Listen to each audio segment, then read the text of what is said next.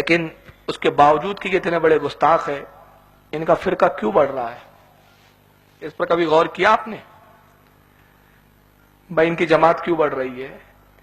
ایک محلے میں ایک خبیث آتا ہے سعودیہ سے، سعودیہ جاتا ہے روپیہ کمانے، ایمان بیچاتا ہے، اور جب آتا ہے تو پہلے اپنے آس پاس کے گھر والوں کو وہابی بناتا ہے، دھیرے دھیرے پھر 2 گھر 4 گھر 10 گھر، پتہ چلا ایک پوری اس پٹے کی آبادی وہابیہ زدہ ہو گئی۔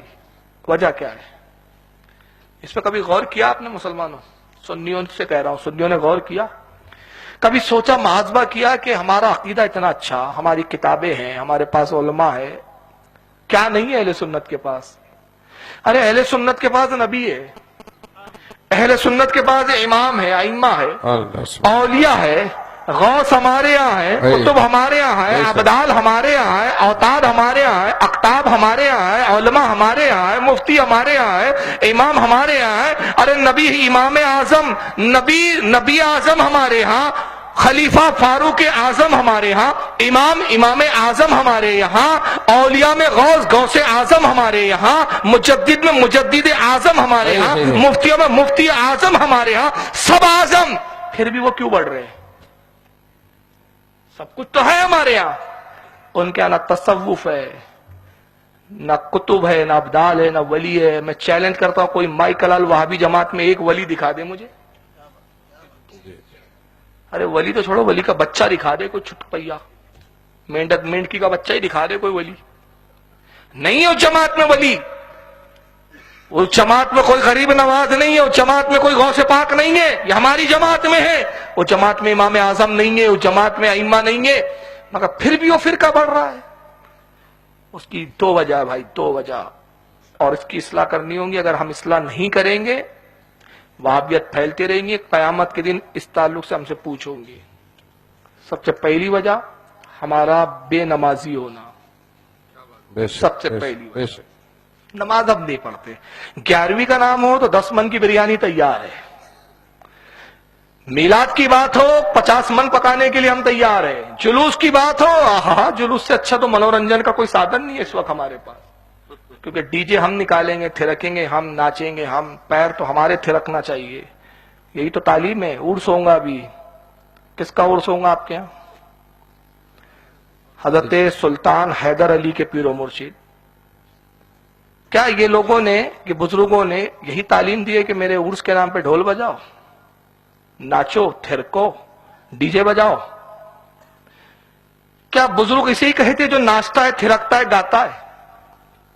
قرآن تو کہتا ہے میرا ولی وہ ہوتا ہے جو صاحب تقوی ہوتا ہے۔ بے شک بے شک۔ ان اولیاءہ الا المتقون، اللہ کے ولی نہیں مگر وہ جو صاحب تقوی ہے، جنہوں نے تقوی اختیار کیا۔ لیکن ہم نے ولیوں کا کیا سمجھ رکھا ہے؟ ولیوں کے لیے صرف قوالی، نواز قوالی سنتے تھے۔ ارے ہاں یار، غریب نواز سنتے تھے، تو پہلے میرے بھائی یہ بھی تو ذرا بتا دے کہ وہ کس چیز کے ساتھ سنتے تھے، کون کون سے موسیقی کے آلات ہوتے تھے، کون کون سی مزامیر کے آلات ہوتے تھے، کون سے ڈھول، کون سے طبلے۔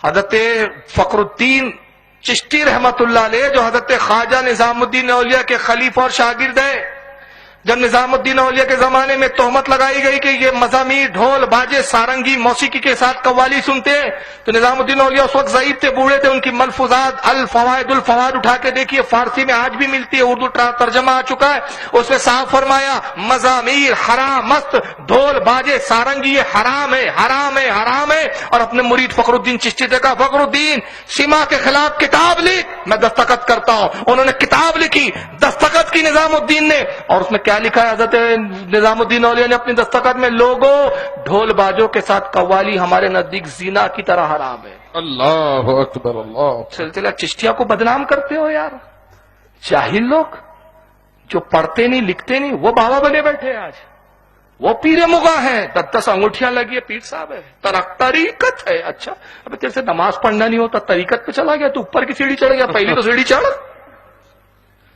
پہلی سیڑھی تو چڑھانی ہے، دوسری سیڑھی پہ عورتوں سے پیر دبا رہا ہے، طریقت، عورتوں سے بے پردہ مل رہا ہے، طریقت۔ نماز کیوں نہیں پڑھتا؟ قوالی سنے گا، طریقت، رقص کرے گا، طریقت، ناچے گا، طریقت۔ کیوں صاحب؟ طریقت ہے، طریقت اونچی ہے، شریعت چھوٹی ہے۔ ابے جب تو چھوٹی پہ فائز نہیں تو بڑی پہ کہاں چلا گیا؟ سلسلہ چشتیہ کو بدنام کرتے یہ لوگ. میں چشتی ہوں خدا کی قسم. میں آج تحدیث نعمت پہ کہہ رہا ہوں سلسلہ چشتیہ سے بیعت بھی ہو, سلسلہ چشتیہ میں خلافت بھی ہے, مرید کرتا نہیں ہوں میں. سبحان اللہ سبحان اللہ.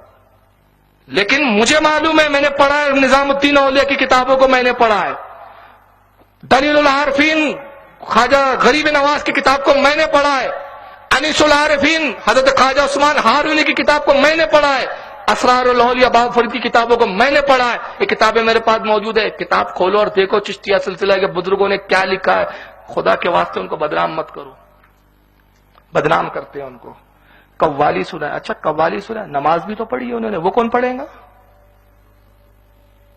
وہ تم نہیں پڑھو گے. مزہ مستی چاہیے, منورنجن چاہیے, نماز ہم سے نہیں ہوتی. طریقت کیا؟ ناچنا طریقت ہے, لڑکیوں کے بیچ جھومنا طریقت ہے. اچھا جب یہی طریقت ہے تو آپ اتنے بڑے پیر نہیں, آپ سے بڑا پیر سلمان خان ہے اور عامر خان ہے. وہ بہت بڑے طریقت پہ فائد ہے, اس کا دن رات یہی کام ہے. پھر تو آپ اس سے جا کے مرید ہو جائیے. اس میں کیا سرخاب کے پر لگے اس سے مرید ہو رہے ہو آپ؟ ایک بات بتاؤ یار ذرا ایمانداری سے, درد کے ساتھ میں بات کر رہا ہوں. ایک ڈی جے کا سندل نکلتا ہے آپ کے یہاں, ڈھول بازوں سے سندل نکلتا ہے, پورے ہندوستان کا یہ حال ہے. مجھے یہاں کا نہیں پتا لیکن میں پورے ہندوستان کی بات کر رہا ہوں. ایک مجھے خدا کی قسم میں چیلنج سے بول رہا ہوں, مجھے ایک ایسا وہابی بتاؤ جو آپ کے سندل کو دیکھ کے سنی بناؤ, دکھاؤ مجھے. میں ہوں کل تک یہاں, کل بھی میرا جلسہ قریب میں رکا ہوں. مجھے کل ملانا اس کسی وہابی سے, میں رکوں گا صبح تک. اگر آپ بولے اور مجھے کسی ایسے وہابی سے ملاؤ جو وہابی تھا اور اس نے کہا کہ بھائی یہ سندل دیکھ کے میرے دل کے دریچے کھل گئے, میں سنی ہو گیا. مگر خدا کی قسم میں آپ کے شہر میں ایسے 50 وہابی دکھا دوں گا جو سنی تھے اور یہ ڈی جے کو دیکھ کر وہابی بنے.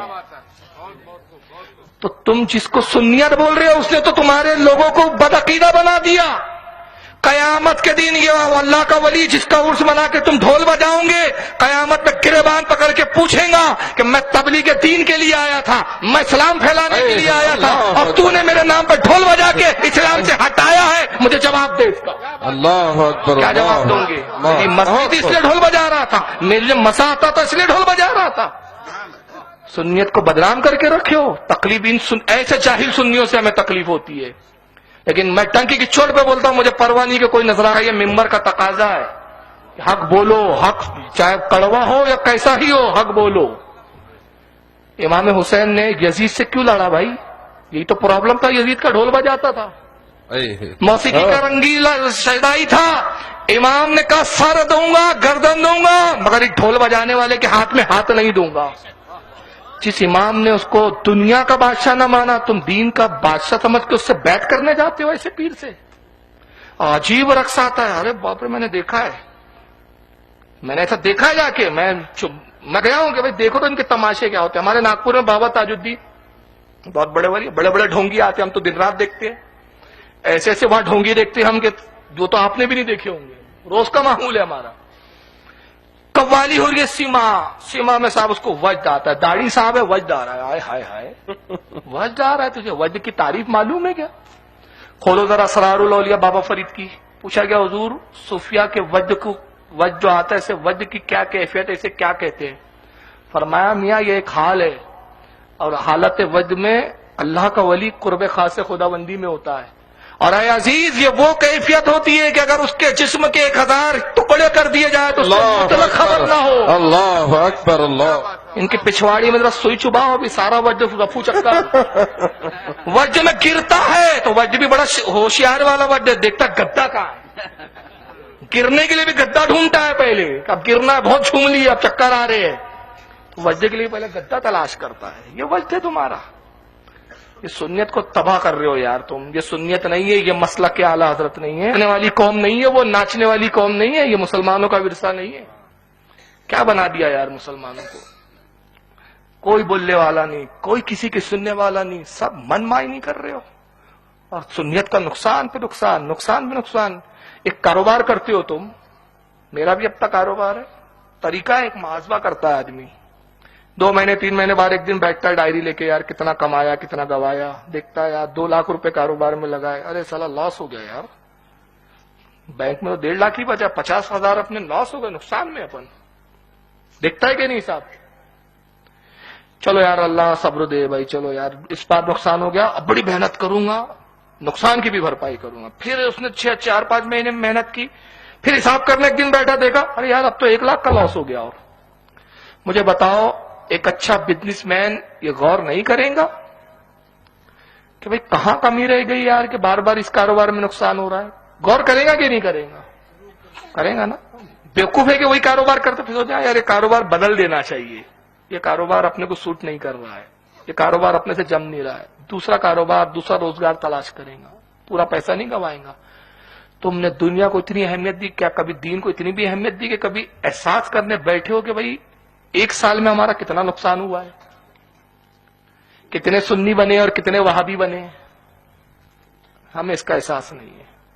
हमारी बला से हमारा पड़ोसी वहाबी होता है, हमें क्या करना है? हम तो पक्के सुन्नी है, नाचने वाले सुन्नी है, नाचेंगे। सुन्नियत का नाम ही नाचना है और उसका नाम तरीकत।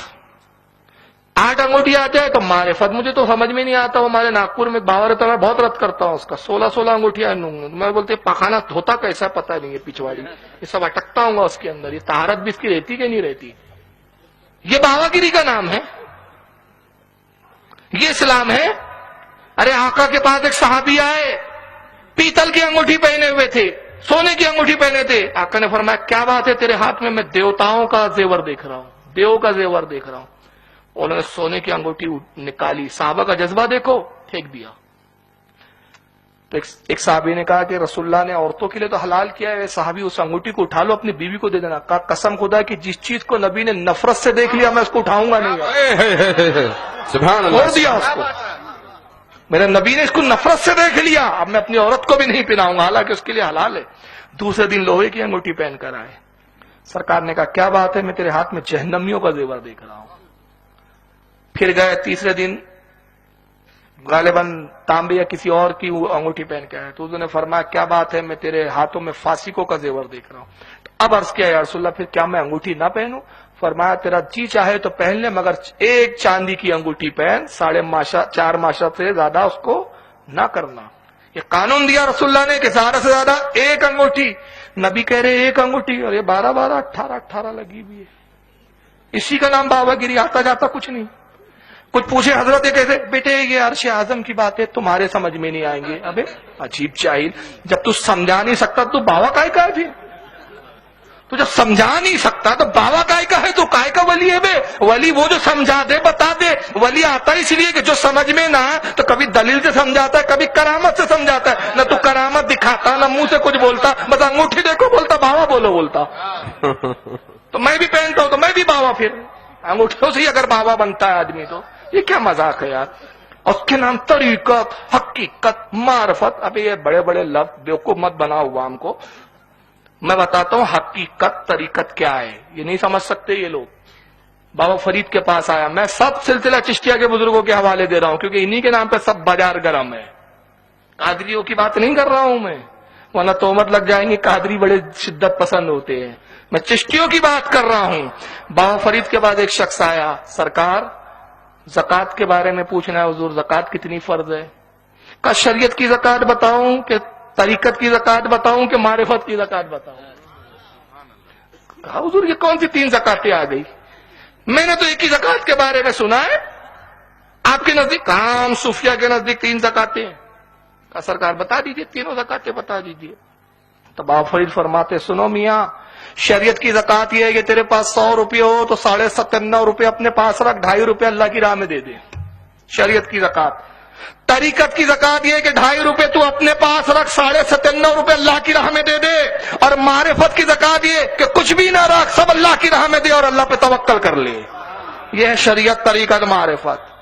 मजा मस्ती का नाम तरीकत रख लिया, मौज मस्ती का नाम आने दो सब तरीकत मारिफत। ये इस्लाम नहीं है भाइयों। मैं किसी को तंज करना मकसूद नहीं, आपकी आंखें खोलना मकसद है। अल्लाह ताला आप लोगों को तौफीक देगी। डीजे से बचिए, आप ढोल से बचिए। कम से कम इस्लाम के नहीं हो सकते तो इस्लाम का नुकसान भी मत पहुंचाओ यार।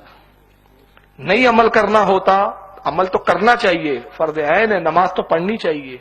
नहीं पढ़ते हो तुम नमाज तो कम से कम वो भी काम मत करो कि जिससे हमारी सुन्नियत बदनाम हो, हमारे बुजुर्गान दीन बदनाम हो। करते तुम हो, وہ آپ کو نہیں بولتے، لوگ بزرگوں کی طرف انگلیاں اٹھاتے ہیں، لوگ مشائخ کی طرف، علماء کی طرف انگلیاں اٹھاتے ہیں۔ خدا کے واسطے ایسے کام مت کرو۔ اللہ تعالیٰ سے دعا ہے کہ پروردگار